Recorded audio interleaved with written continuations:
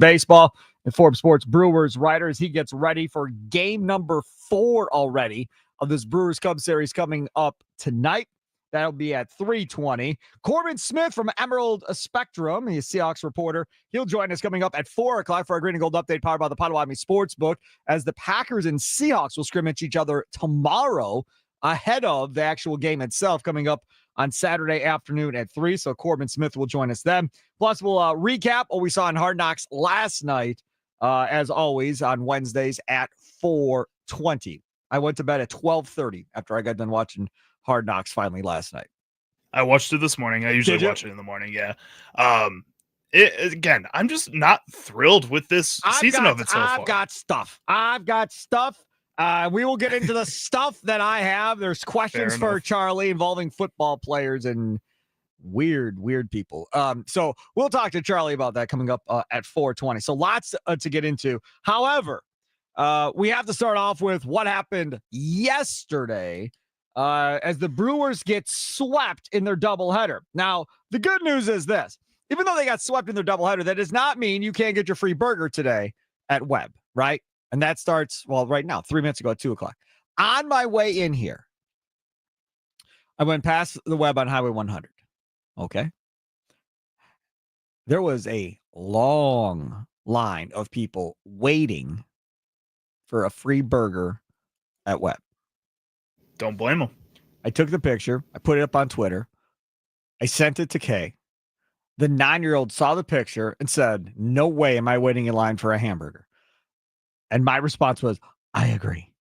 Like, there's just no way. I'm not standing in line for a half hour, 40 minutes, 45 minutes, an hour for a damn burger. Like, there is no chance I'm standing in line that long. I'm all about free stuff. Don't get me wrong. But you really have to be all in on something free to stand in line for that long for a burger.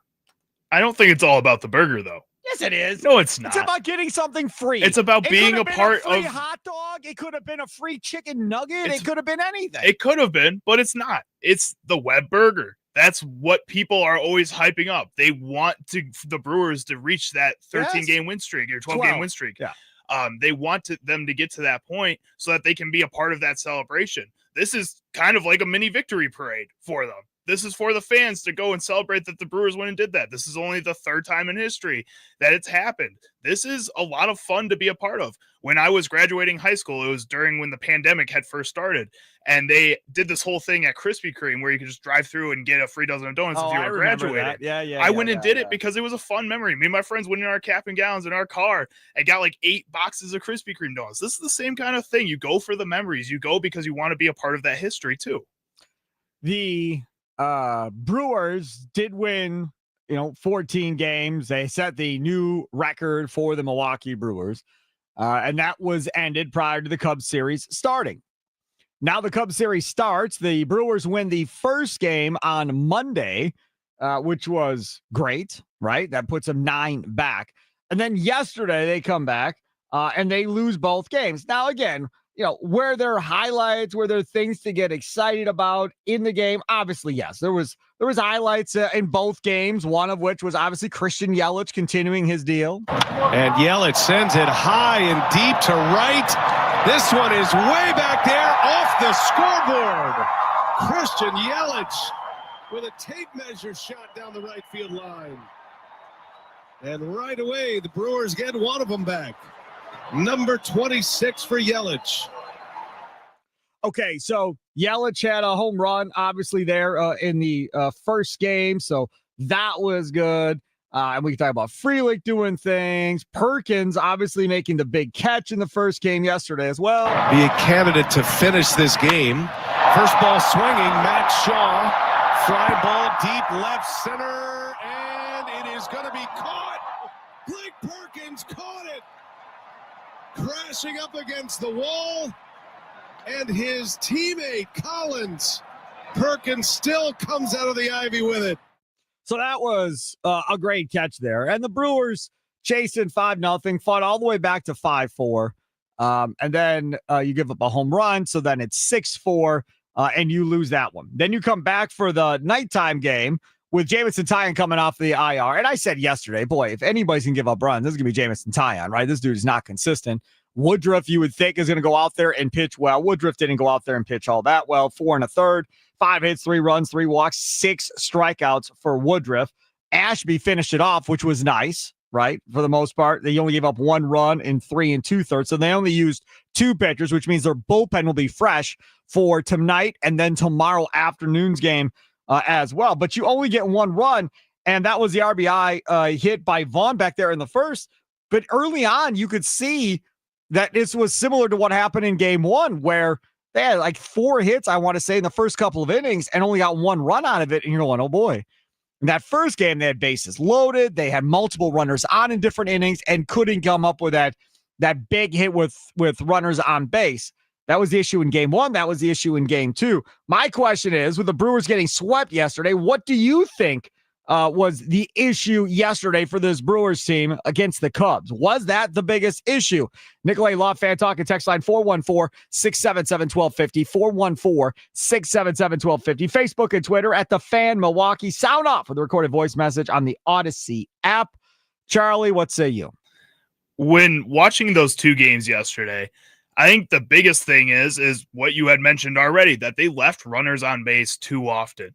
And I don't think that's really that big of an issue in my mind. Watching this Milwaukee Brewers team, they've done a pretty good job all season of driving runners in. I think they're number 1 or 2 in runners in scoring position, batting average. Exactly. So, They've been good there. And if we're being honest, the Chicago Cubs didn't really do a great job. The ball just really wasn't flying all that much these past couple of days. Yeah, you got the couple of home runs from Christian Yelich, but he really got all of that pitch. Like, that was a just bomb yesterday that he hit. Other than that, the Cubs weren't really hitting balls that deep. Balls were dying at the warning track a lot. I think it was just kind of a lot of bad luck in this game and the weather just not really cooperating with the team. I think once you come back to Milwaukee, when you're in that stadium with the roof, it gets a little bit easier to hit the ball out of the park, and you'll start seeing what this Brewers team has been doing. I think it was just a different atmosphere. They've gotten a little bit tired. You didn't have the same type of bullpen depth that you've had all season because you've been using them for the past week and a half just every single day. I mean, it was bound to have a couple of games in a row like this because you had that long win streak, because you have people waiting for George Webbs out there. That says that this team is probably a little bit tired, and they're going to have a couple fumbles here. Can I just make a brief PSA announcement to everybody? Just because the Brewers lost 2 games in 1 day does not mean that all of a sudden they're going to lose 12 straight like the 87 team. Does not mean all of a sudden they're going to choke away the division to the Cubs, and the Cubs are now going to come storming back and win the division from the Cubs. Could it happen? Sure. And I could win the lottery. By the way, I forgot to get my damn Powerball ticket today. Eesh. What time is that Powerball drawing at? That's after 5 o'clock. That's an old man thing, That's Sparky. after 5 o'clock, right? I don't know when Powerball draws. Google it. When the Powerball drawing You're such is. an old man, dude. Yeah, whatever. It's like $643 And million you're not going to win tonight. it. How can you win if you don't play, Charlie? How do you win if you don't play? I guess. Sparky. Right.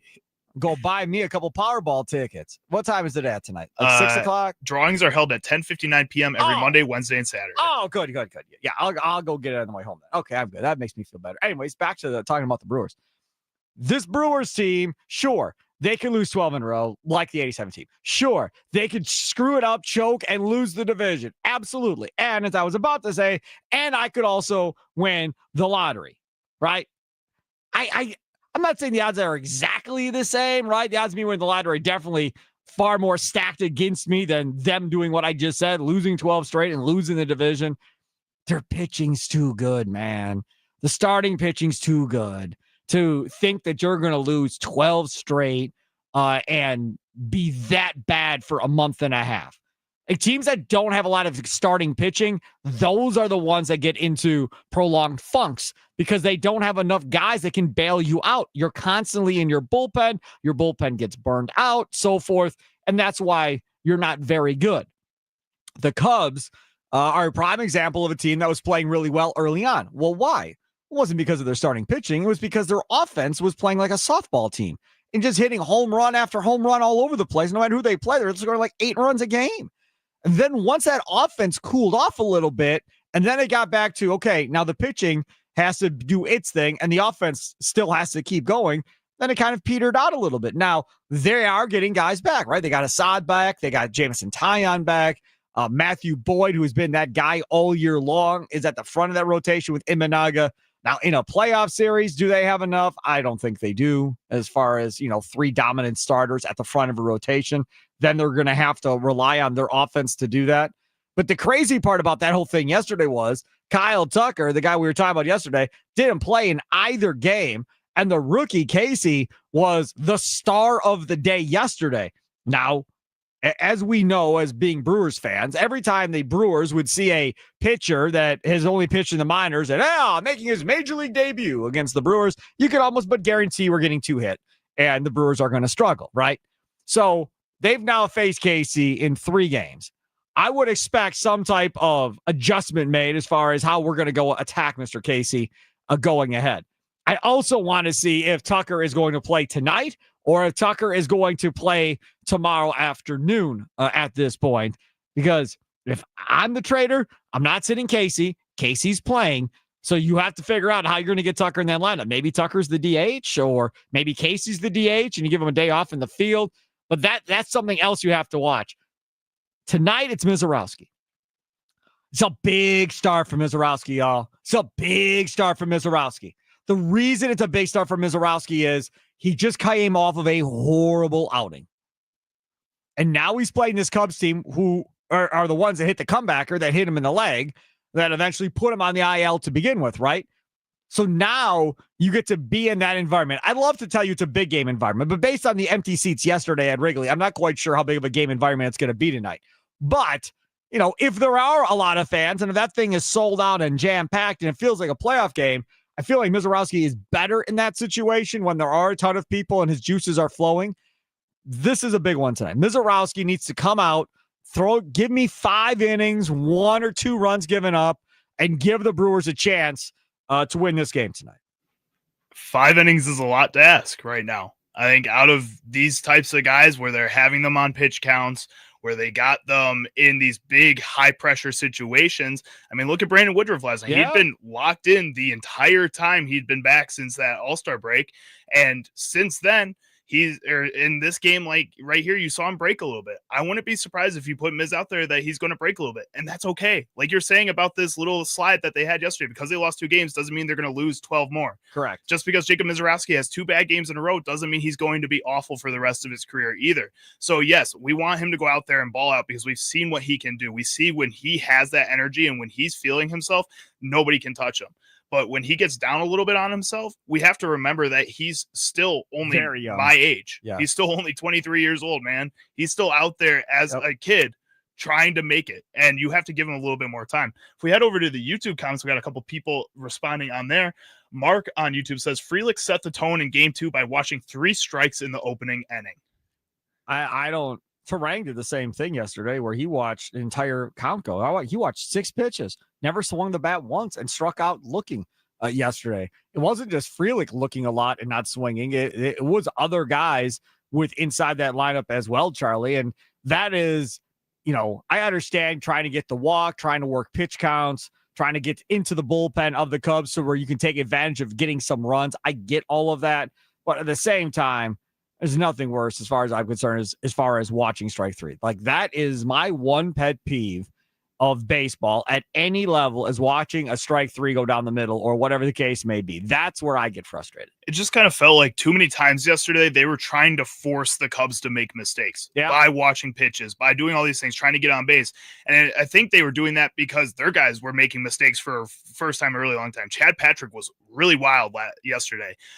Brandon Woodruff was not great in that game, like you said. Andrew Vaughn dropped that pop fly on the sideline over there, and that was a mistake that got the Cubs into scoring position and scoring a few runs.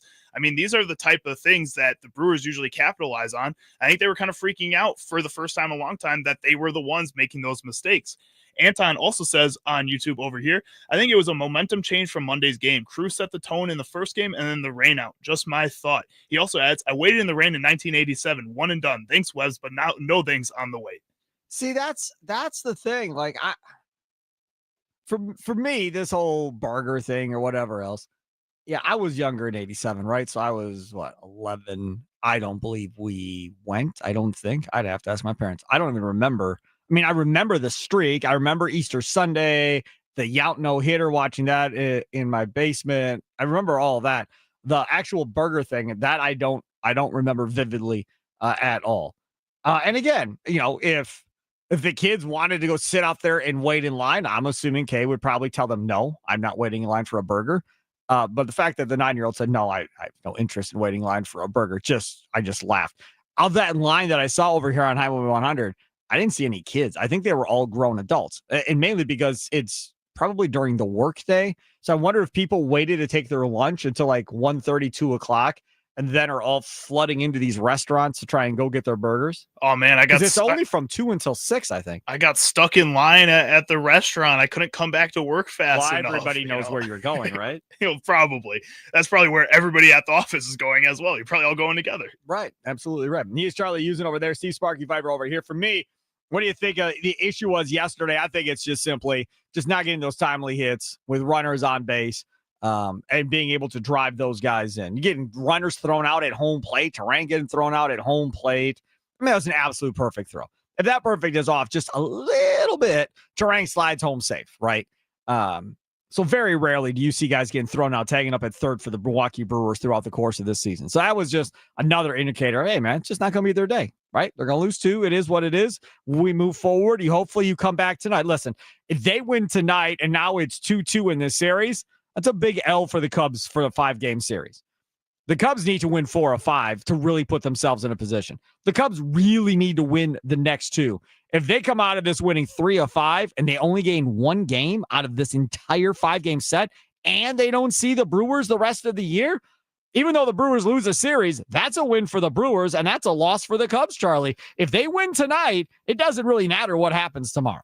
It started yesterday as 1 game would just be good for the confidence of the Cubs. Then you go and win 2 games. I think it's really important to them that now they go and win the series. Their goals keep changing as the series goes. Right. For the Brewers, you're just sitting comfy. You just want to, again, take 1 more game, and the Cubs are still so far back that it's pretty impossible to catch up to you. The absolute best thing that could happen for the Brewers and the absolute worst thing that could happen for the Cubs would be some type of emotional game-winning hit in the top of the 9th for the Brewers. After the Cubs were up and the Brewers rally and steal a game in the 9th inning at Wrigley, and the Cubs are deflated walking the field going, and we're back to being the Cubs again. And the Brewers are like, all right, we're good. Let's go win tomorrow. And you come back more than likely. If that happens tonight, I would almost bet my house that they win on Thursday at that point. And that wraps up the series, and then it's officially done. But the Cubs, again, they're the number 1 wild card. So even though they may not win the division, they're still going to be in play to be in the playoffs. And who knows, maybe they see the Brewers in the postseason. It's really kind of crazy to think that a 72-win team now is like so sad and depleted as they are. You're in a great spot. Second best run differential in all of baseball. And those fans in Chicago right now are acting like they're they're fighting to get like into they're the White playoffs. Sox, basically. Like they're the Reds. They're a game out and they're fighting to get in and they're falling apart down the stretch. That's not what this is. And they're actually one of the best teams in baseball still. Just they're right behind the best team in baseball. Just the whole thing is absolutely bonkers. No question about that. All right, well, to get to more of your thoughts and comments on that, coming up in the next segment. Plus, I said yesterday we were going to talk about this today. I actually did not forget in my old age, so we're going to talk about it. This is my question. Why isn't there the same amount of pressure for the Packers to go all in and make a big move here as there is for the Brewers at the MLB trade deadline for the last 6 or 7 years? Why don't you all have the same pressure on the Packers? Where's all the vitriol and all the hate and all the disgust and all of that? Why don't you Brewers fans who are also Packer fans, which is most of you, why aren't you all as angry at the Packers right now for not trying to make a big move like you were for the Brewers at the trade deadline? I'd like that explained to me. I'm here, call, tweet, whatever. Explain to me why you don't have the same emotional meltdown about the Packers not doing something like you do for the Brewers at the trade deadline when some of you are asking for Mark to sell the team. Nicolay Law Fan Talk and text line 414-677-1250, 414-677-1250. Facebook and Twitter at The Fan Milwaukee. Sound off with a voice message on the Odyssey app. It's Wisconsin Sports Daily, served up by Wendy's, live from the 1250 AM and 105.7 FM The Fan Studios, powered by the Potawatomi Sports. Book time now for your fan weather forecast. 73 degrees, cloudy skies. Right now, doesn't look like there's any rain in the forecast for tonight, which is a beautiful thing. Low of 62.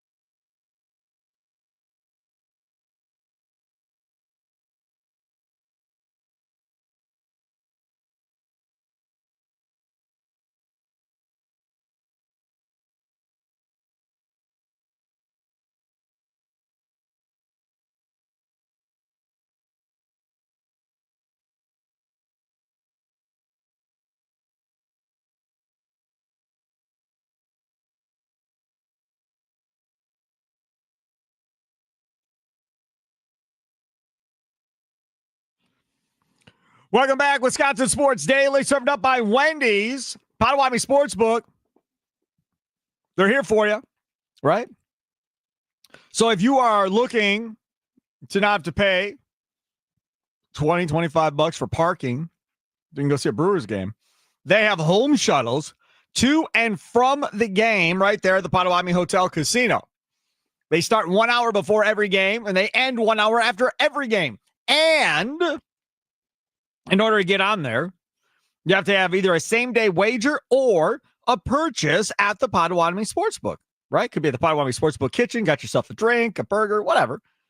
And that gets you onto the shuttle to and from American Family Field for days and times and all that fun stuff.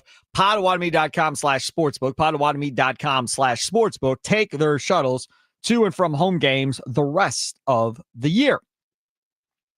Coming up, we're going to talk with Tyler Dunne, GoLongTD.com. He did a mailbag the other day for Go Long TD, and some Jordan Love things popped up in there. And Tyler Dunne still buying stock in Jordan Love as far as he's going to be that guy. So we'll talk to him more about that coming up at 2:40. We'll get the latest from Wrigley with Andrew Wagner, Forbes Sports Brewers writer, as we go inside the clubhouse, brought to you by Focus Baseball, coming up at 3:20.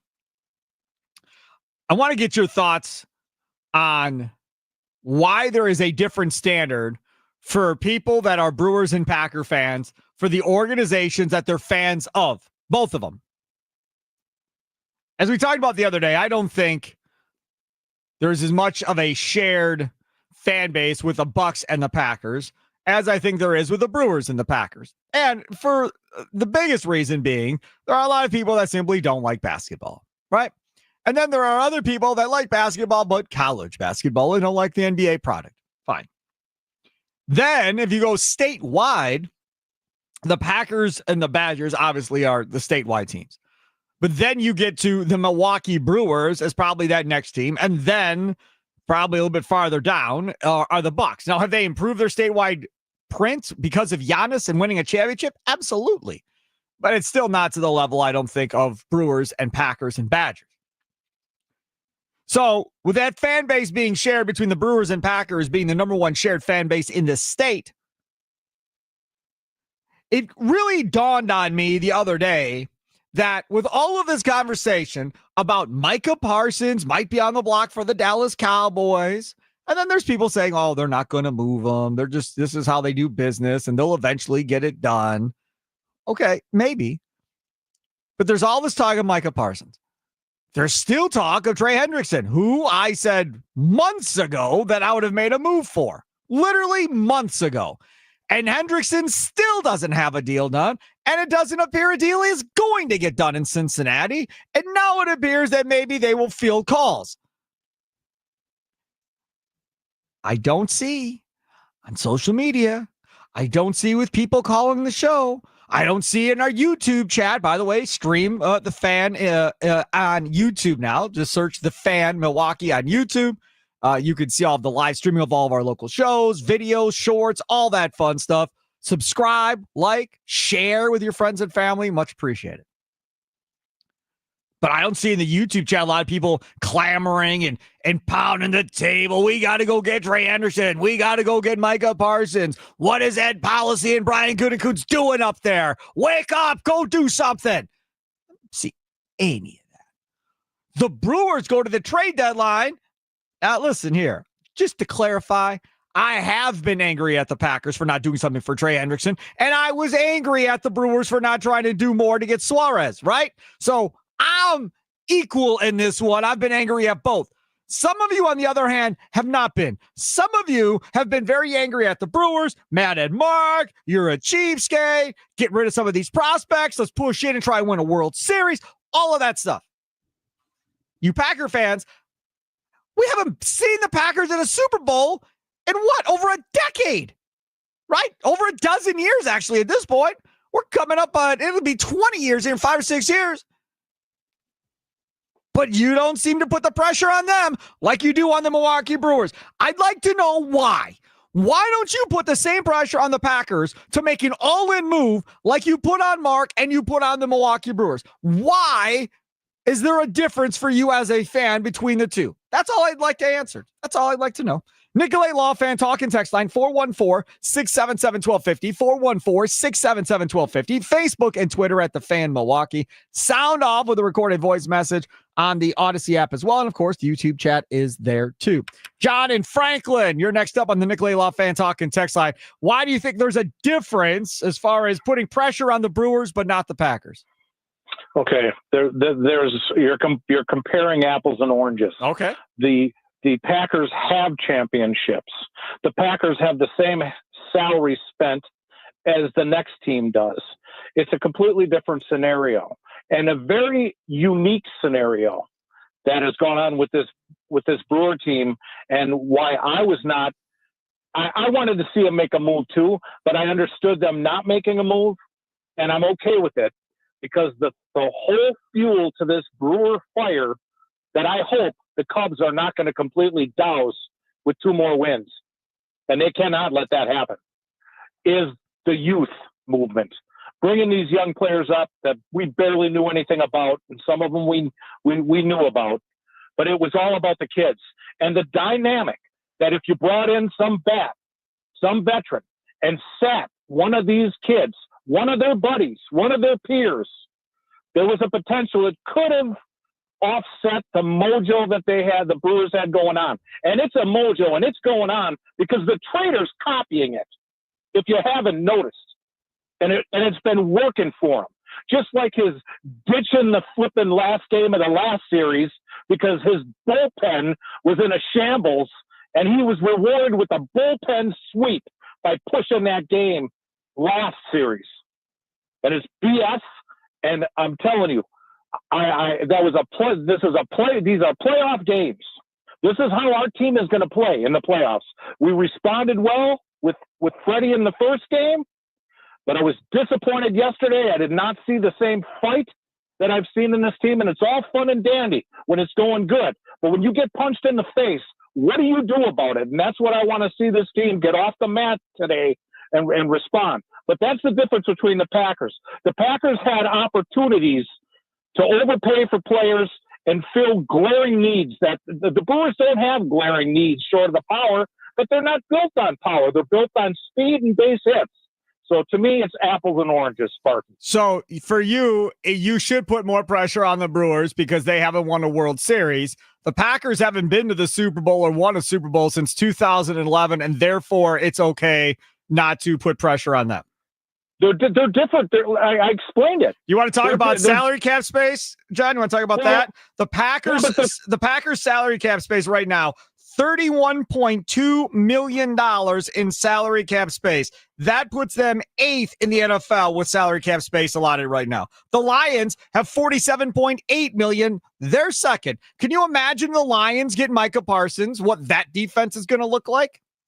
Well, you don't have to tell me how badly I'd like Hendrickson or Parsons in, but it's not going to happen.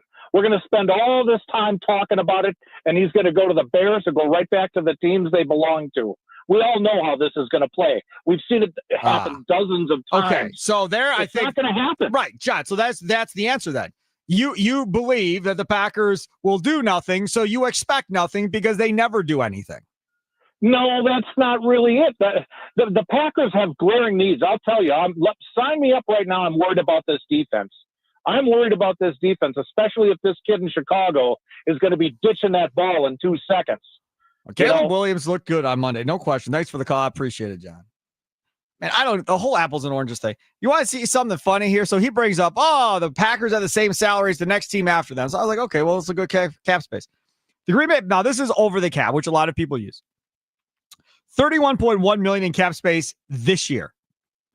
In 26, next year, currently, they have $1.9 million in cap space. That's it.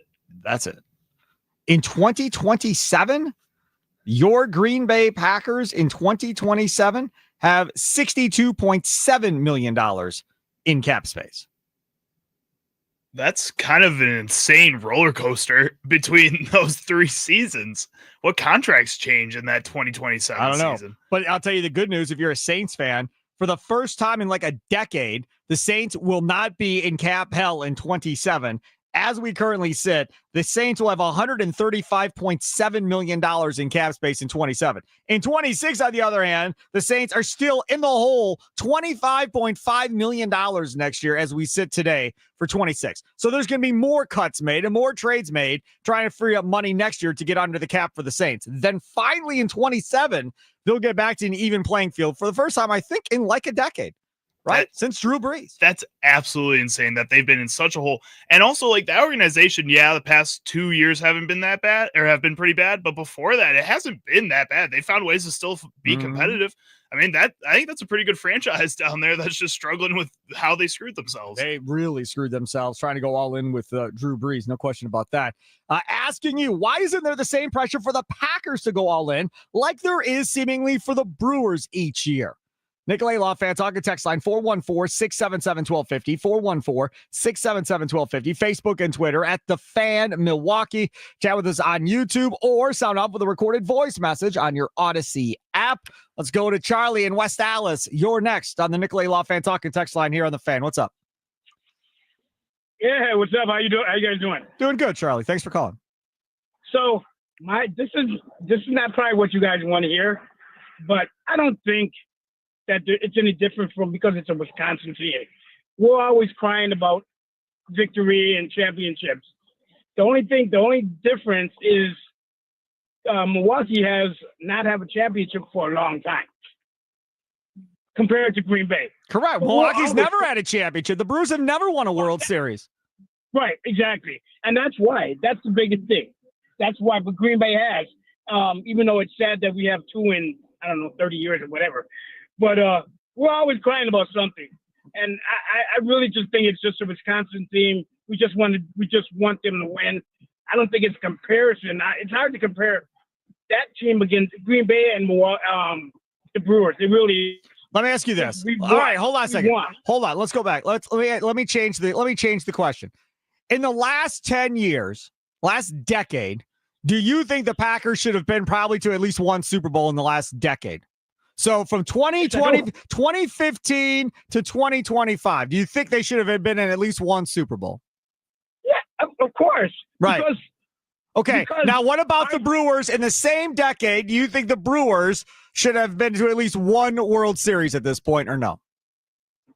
No, I can't count the years, but I believe we had a great team. In 2018, they went to the NLCS. Right. And they lost to the Dodgers. Yes, that I will agree with that. I do agree with that part. Okay. And it was a letdown. Yeah, I do agree with that part. We should have the championship. Right. Now I'm looking forward to seeing us in the series this year. Well, me too. But say this real quick. Everybody is saying, well, what are they going to do? I mean, it seems like they can't take what's going on now when they won the 14 and they're winning. They're a winning team, but they're so far ahead and they're saying, what's going to happen in the playoffs? That's the biggest thing. What's going to happen in the playoffs? Because it's been 5 years. We play teams that's not even as good as we are, and we still lose in the first round. That's correct. And that's also could be compared to the Milwaukee Bucks as well, since they won a championship. Thanks for the call. Appreciate it. So the Bucks are the last team to win a championship in the state, right? And then before that was the Packers a decade before the Bucks won their championship. The Brewers haven't been to the World Series. Not that they won it, but they haven't been there since 1982. 1982. So I think part of the answer to this is that people just are really dying to see this team just get to a championship because most of us, right? If you're in your 20s, remember the Packers winning the Super Bowl in 2011. Remember the Milwaukee Bucks winning their championship with Giannis. But most of you in your 20s and 30s, and I would say even 40s, probably don't remember 1982 and the Milwaukee Brewers and would love to see what this thing looks like if the Brewers were to get to a World Series and win a championship. I don't remember it at all. I remember that documentary I watched this past summer. That was awesome. Just a bit outside. Go watch it if you haven't yet. Great. You have to watch it. It's so good. Yes. But not only 2018, but 2011, they got really close that year too. Yep. I went to a lot of those playoff games, and I had a lot of hope for that Brewers team that year, watching them going to games all that season with my dad, and it was just heartbreak. And then 2018 was heartbreak again. And it just feels like it's constantly heartbreak over and over again with that team. With the Packers, like I said, and like these other callers have been saying, is they've won it. In my lifetime, I've seen them win a Super Bowl. It was really cool to still see them win a Super Bowl. Even though I was a Bears fan through and through, it was nice to see the hometown team go and do something magical. The Bucks, I got to stand in Deer District when they won the NBA championship, and it was the craziest feeling I've ever felt in my entire life. The Brewers are truly the only team out of those three that I have loved since I could remember. And to see them win a championship would mean more to me than I think almost any other team in this state, almost any other team, honestly, even more than the Bears at this point in my life, because I've seen and been to the games that this Brewers team has been so close.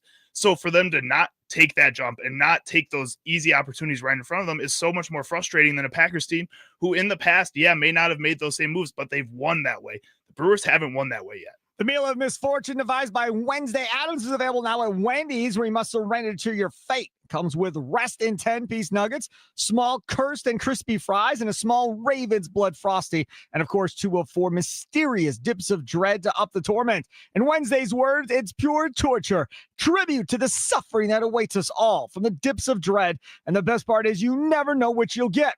Each uniquely insufferable in its own torturous way.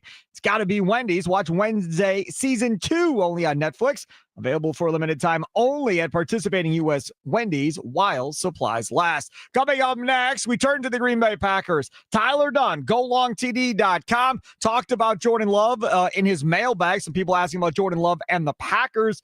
He said he's still buying stock in Jordan Love. He'll explain that straight ahead here on Wisconsin Sports Daily. Served up by Wendy's, live from the 1250 AM and 105.7 FM The Fan Studios, powered by the Potawatomi Sportsbook. Sparky here.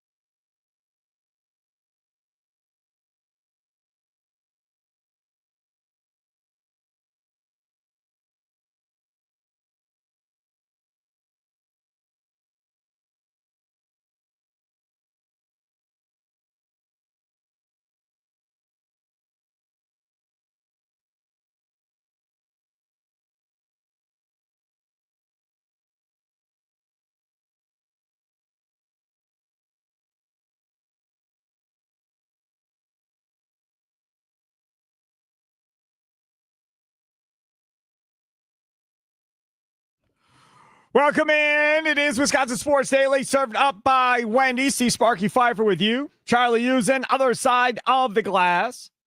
Still to come, Andrew Wagner. We'll go inside the clubhouse with him. He's down at Wrigley covering Brewers and Cubs. Inside the clubhouse brought to you by Focus Baseball. They got their fall minicamp sign up right now. If you want to get your kids signed up, you don't have to go to Focus Baseball to sign up for the minicamp. Great coaches over there. Check it out, focusbaseball.com. Also still to come, Corbin Smith. He covers the Seattle Seahawks for Emerald Spectrum. He will join us coming up for our green and gold update, powered by the Potawatomi Sportsbook at 4 o'clock. Packers-Seahawks scrimmage tomorrow. Game coming up on Saturday afternoon at 3 o'clock. So looking forward to talking to Corbin Smith. Last time we talked to Corbin Smith when there was all the DK Metcalf rumors going on. So it's been a minute since we talked to Corbin Smith, but looking forward to talking to him in just a little bit. Joining us now on the Fan Guest Hotline, a favorite, powered by Gruber Law. He is the one and only Tyler Dunne from GoLongTD.com. Tyler, thanks for coming on, man. I appreciate you. Sparky, what's up, dude? Hey, all right, I want one of your listeners to fact check me on this, okay? All right. All right, you rolled in with Lightning Crashes by Live, correct? Yes. All right. Great group. This is epic. This is a core memory as a young Packer fan growing up in Western New York. I could be wrong. I believe ahead of the 1995 NFC divisional playoff game against the San Francisco 49ers, right? Wayne Simmons, Craig Newsome, all that good stuff. And then they would go to lose to Dallas after that. But yeah, I remember. Right. Oh, yeah, exactly. But that game on the Fox broadcast, I believe they were promoing the two teams, and they played that song to the 49ers highlights, showing Steve Young and Brent Jones and Jerry Rice, and then they went Jumpin' Jack Flash to the Packers. Robert Brooks. You just ruined that song for every Packers fan moving forward in our lives. That's what you just did. They won the game, though. It should be a good memory. Well, I guess because the Niners lost, so I guess so. Yeah. All right. Fine. Yeah. All right. Yeah. All right. I believe that's true. The game's got to be on YouTube somewhere. Yeah. Okay. Fine. Fair enough. That was a great game. They just out physical them. They beat the crap out of them at the line of scrimmage in that game. Can this Packers defense ever get back to playing at that physical level, that physical style of play like that defense did that day against the Niners? It's been a long, long time since they've had a physical defense like that. Absolutely. I mean, I think so. I'm all in on Jeff Hafley. I think that you saw a lot of really good things last year. Not perfect. I mean, the pass rush obviously needs to take a step. You would love for Rashawn Gary or Lucas Van Ness, one of these edge rushers, to become a game wrecker. I mean, that's what it takes to win Super Bowls. We all saw what we saw in the Superdome, where Patrick Mahomes is basically a human pinata, and they didn't even have to blitz. So, that's the dream. And, Hafley doesn't want to cook up things as much as he had to. But right. I guess I'm bullish. I'm optimistic.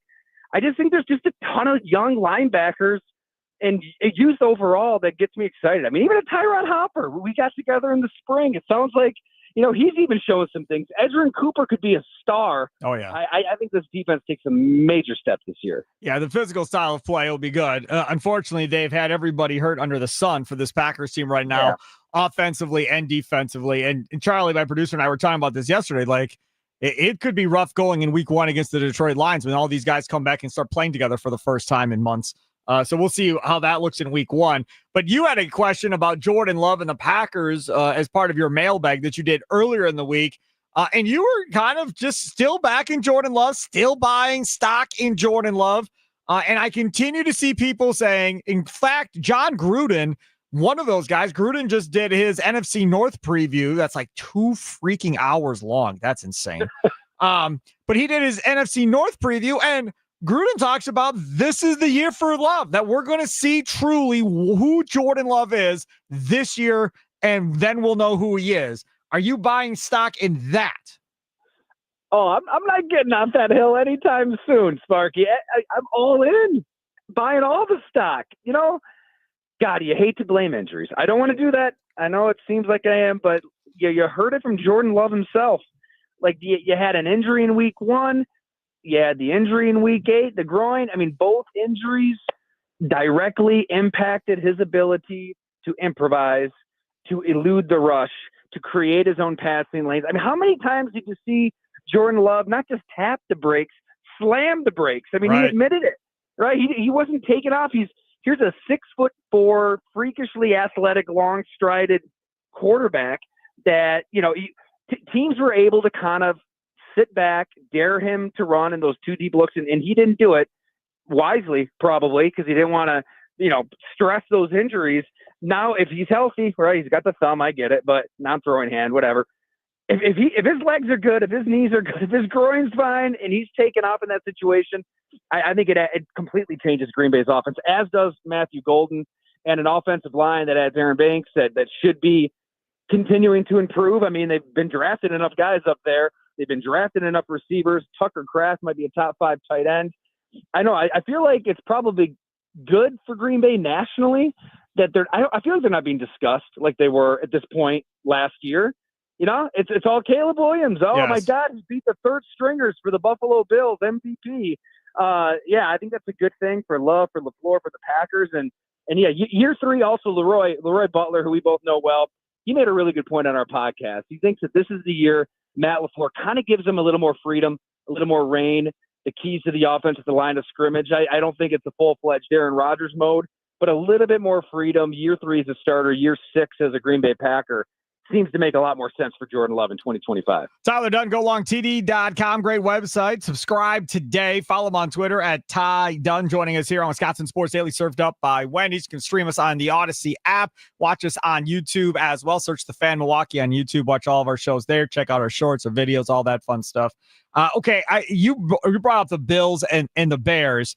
And I will get back to the Packers, but my memory sucks and I'm old, so I want to do this before I forget. So every Wednesday on this show at 4:20, we started this last year for the offseason Hard Knocks of the Giants.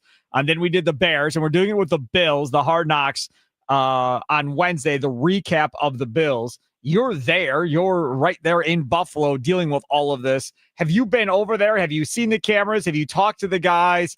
What has been the take from everybody involved in this process? Because obviously we're spoiled in Green Bay. We've never had one of these for the Packers. You're not missing anything. I don't think the viewers are missing anything. I kid you not, Sparky. Before you called me here, I had we've got 3 kids now, and 2 of them, our newborn was on my lap, and our 4-year-old was taking a nap on the floor. Nice. And they both dozed off to the 3rd episode of Hard Knocks, and I almost did the same.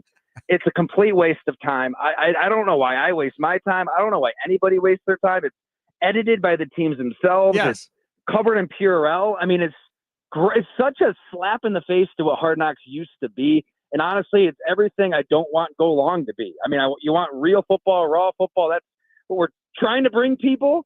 And that's not what it is. I mean, the Bills didn't want to do it. It's such a nuisance for them to have these cameras everywhere. And then it's like, all right, well, you picked us. I guess we have to do it. So they're sitting down, I'm sure, and editing it like crazy. I don't know. It's good background music, background visuals if you're cleaning the house, if you've got to fold laundry. I don't know. I seriously don't know why I just wasted an hour of my life watching that garbage. I was up till against the Bills. It's just terrible. There's nothing. I was up till 12:30 last night. And I got a lot of stuff to talk about at 4:20 today. So God bless you. I'll cut it up. I'll send you a link. I'll cut it up. I'll send you a link, and then you could go, oh, yeah, I guess I missed that. Oh, I guess that's interesting. I guess I really didn't know that. You're right. There's not the X's and O's stuff. Well, there's so much fascinating stuff in this thing. Like, I was just like, you got to be kidding me. So, anyways, we'll get to that coming up at 4:20. Back to the Packers here. Jair Alexander, he leaves, and they say, see ya. And he goes to the Baltimore Ravens. Again, East Coast, kind of out by you, sort of, kind of. And he's been battling injuries yet again in the preseason for the Baltimore Ravens. What was your thought on the Packers deciding to move on from Alexander, and your thought on Baltimore signing Alexander? I always defer to our pal Bob McGinn on things. Jair Alexander, he's breaking the film down every week for us. And if the listeners would certainly know, if you heard Bob, I mean, he thought long ago that Green Bay would be better off without Jair Alexander, that this was a player who was making many business decisions on the football field. Yes. In addition to the coin toss stuff against Carolina, that was kind of the crescendo, right, for Jair Alexander and the Packers, and that relationship souring. I don't know. Like, personally, I hear good things. There was a moment I believe it was after the Lions Lambeau loss last year. Sean Ryan told me how he had this deep conversation with Jair in the sauna and kind of helped him mentally overcome a really bad game. And basically told him you can't look back or you'll get depressed. You can't look forward or you'll get anxiety. You got to live in the moment. I think there's a lot of good as a leader to Jair Alexander. But look, we're using our own eyes. You're watching the film. I don't think it's a huge loss. I mean, you say that now when Green Bay doesn't have that prototypical shutdown corner, but you've seen life without Jair Alexander, and you've been able to win games. You know, Keyshawn Nixon's going to battle. I mean, Nate Hobbs, if he's healthy, you paid him a lot of money. I think they'll be okay. I think that, scheme-wise, you're going to have to do some different things on the back end that you can't necessarily get away with. You know, you'd love to just have a shutdown corner out there and leave him alone, but, I think there's a lot of other stuff off the field, a lot of bad, a little bit of good that they're all kind of stuffing into that equation. And I think it was the right call. We'll see, right? When Justin Jefferson and Amon-Ra St. Brown and some of these receivers are running all over the place, it all comes back to the pass rush. They got to get to the quarterback. Tyler Dunne, tell everybody what they can find right now at golongtd.com. Gosh, yeah, right now, it's interesting, Sparky. The first 4 years of the site, Go Long, I've done a training camp tour and hit up 4 or 5 different cities and kind of cranked out columns and features. For better or worse, I did something different. I've spent the last couple months working on a project, a 3-part series, probably will feel more like a mini book. And I'm hoping to publish it either at the end of next week or the start of the first game week. I don't want to give too much away. I'll just say it is of great interest to your listeners regarding a team and talking to 25, 30 people, scouts, coaches, a lot that went into this one. The goal is always to kind of dig into the weeds, good, bad, and ugly. There's a lot to this game, and a lot of people had a lot to say.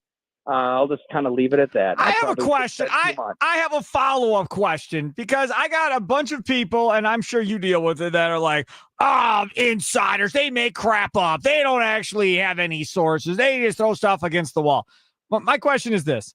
The people that you talk to, scouts, executives, whatever else, are they younger or older in age, would you say? Because I don't know this to be true. I'm just asking. But I feel like a lot of the people that are probably still talking today are probably older. And I'm guessing, and I could be very wrong here, that the younger crew that are coming up probably are more willing to keep their mouths shut than the older guys. Oh, no. All of the above. I can really? Promise you. Oh, my gosh. Look, there's a truth to this sport behind that curtain that these people want to share with the public, right?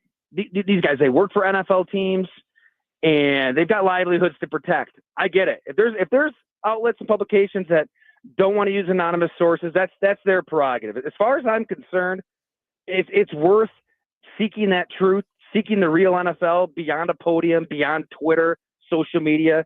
And like in terms of it's not a Packers story, but I think Packers fans will find this interesting because there's a certain narrative around this team, this quarterback that I started digging into early in the offseason and was kind of blown away. It was the exact opposite of what I expected. But no, to answer your question, young, old, black, white, every possible background you can imagine. It doesn't matter. Like, I mean, when people get upset and people have something to say and they want to share their story, they're gonna let us know. They want the public to know. There he is, Tyler Dunne, golongtd.com. Go subscribe today. Follow him on Twitter at Ty Dunne. Thank you so much for coming out, my friend. Appreciate it. Hey, anytime, man. Thanks so much. You bet. You take care. There he is, Tyler Dunne, joining us on the Fan Guest Hotline, powered by Gruber Law. One call. That's all. Coming up on the other side, we will get to Andrew Wagner, go inside the clubhouse with the Forbes Sports Brewers writer, brought to you by Focus Baseball. Charlie Sounds of the Day coming up at 3:40. But up next, there's been a lot of talk down in Chicago about Pat Murphy's comments about the Brewers being the underdogs kind of coming into this series versus the Chicago Cubs. Adam McKelvey wrote a huge piece today talking to a bunch of different people, asking the same question. Can you really have the best record in baseball and still be considered an underdog at this point? We'll talk about that straight ahead. It's Wisconsin Sports Daily, served up by Wendy's, live from the 1250 AM and 105.7 FM The Fan Studios, powered by the Potawatomi Sportsbook. Sparky here.